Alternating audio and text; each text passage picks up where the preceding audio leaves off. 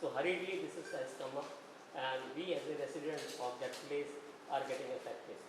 The question is, if you look at the technical aspect of this kind of plant, it is going to be another Sonsodo or another Saligao, a larger Saligao plant in making.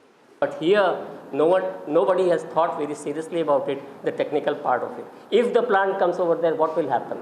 Imagine there is no ground survey done or in the entire report which is submitted, which government calls it as a draft EIA report or rapid EIA report, has been done only for one season.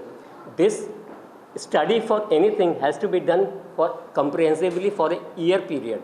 If the plant comes, that is not the right site for a plant to come, because they have given licenses for residential colonies, the schools, the hospitals within the close proximity of 1 kilometer.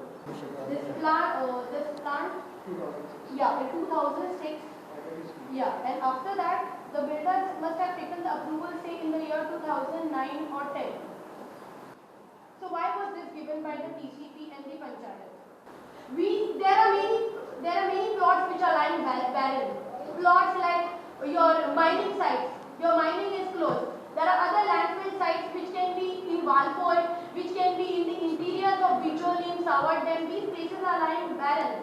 Why is a residential site chosen? Bainguinim MLA is saying that we don't want a garbage plant in our vicinity. He is trying to protect his Bainguinim. Why are you dirting Bainguinim? Why are you dirting our residential area, Old Goa?